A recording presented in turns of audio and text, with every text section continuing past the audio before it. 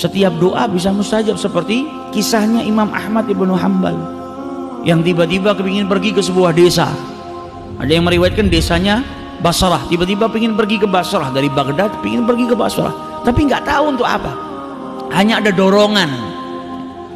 Sampai di desa itu beliau sholat isya. Selesai sholat isya, zaman dulu yang namanya ulama besar dikenal, namanya kemana-mana, orang kenal siapa Imam Ahmad ibnu Hanbal.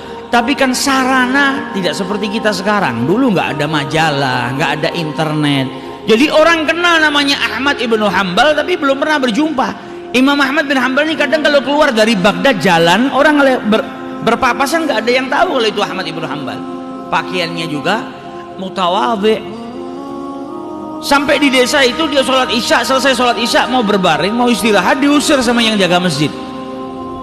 Dia nggak tahu kalau yang diusir Ahmad ibnu Hanbal. Imam Ahmad bin Hanbal juga nggak sombong, engkau nggak tahu saya Ahmad ibnu Hanbal. Kalau dia ngomong akan dimuliakan, masuk di kota manapun akan dimuliakan orang, tapi dia nggak ngomong. Keluar di depan pintu masjid dia tidur. Yang jaga masjid mau nutup pintunya, ngelihat ada Ahmad bin Hanbal tidur situ, diusir lagi, bahkan ditarik keluar dari masjid. Masjid ini bukan tempatnya orang tidur, ayo keluar. Imam Ahmad bin Hanbal bilang, saya ini musafir, nggak punya kenalan di sini, nggak kenal siapa-siapa, nggak, keluar dari sini. Ditarik sampai ke jalan. Di sebelah masjid ada makhbas, toko roti. Maka pemilik toko tadi ngelihat ada orang ditarik keluar, oh, ini mesti orang asing, nggak punya tempat tinggal, dipanggil. Syekh, sudah tua, kau nggak punya tempat tinggal? Iya, saya nggak punya tempat tinggal. Kalau kau mau menginaplah di toko roti saya ini, tapi tempatnya ya seadanya. Dia bilang, alhamdulillah, nggak apa-apa. Sampai pagi saya mau istirahat di sini, setelah itu saya mau kembali. Dipersilahkan. Imam Ahmad bin Hanbal duduk, yang punya toko roti neruskan pekerjaannya ngadon roti. Dilihatin sama Imam Ahmad bin Hanbal, ini orang ngadon roti sambil bertasbih kepada Allah, sambil bertakbir, bertahmid, bertahlil, subhanallah, alhamdulillah, wa la ilaha illallah, Allahu akbar, astagfirullah, subhanallah, alhamdulillah, ngadon rotinya. Dilihat sama Imam Ahmad bin Hanbal, kemudian ditanya, dari kapan engkau dalam keadaan seperti ini? Maka dijawab sama tukang roti tadi, ayyuhal, keadaan apa yang kau maksud? Ya ini, kau ngadon roti sambil berzikir kepada Allah sudah lama. Saya selalu biasakan diri saya selalu dalam keadaan berzikir kepada Allah Subhanahu wa taala. Maka ditanya sama Ahmad ibn Hanbal, apa yang kau dapatkan dari zikirmu itu?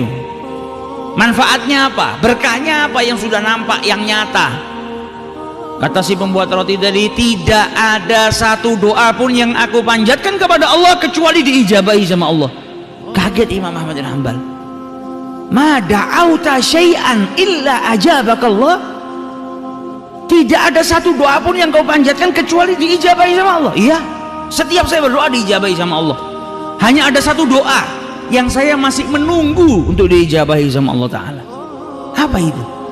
Saya ingin diperjumpakan dengan Ahmad ibnu Hanbal oleh Allah Subhanahu wa Ta'ala. Namun sampai hari ini belum. Bukan tidak, tapi belum.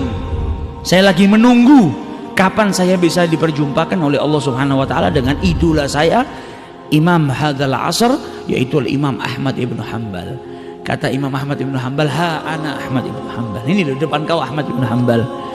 Tidak dikeluarkan saya dari masjid dan tidak diseret-seret saya ke jalanan kecuali gara-gara doamu. Gara-gara zikirmu ini saya diseret, saya berangkat dari kota saya ke desa ini, sampai desa ini mau tidur di masjid saja sampai diusir, diseret keluar, dimasukkan ke tokomu. Ini tak lain karena Allah Subhanahu wa taala mengijabahi doamu. Zikirmu yang jadikan saya masuk ke toko roti ini.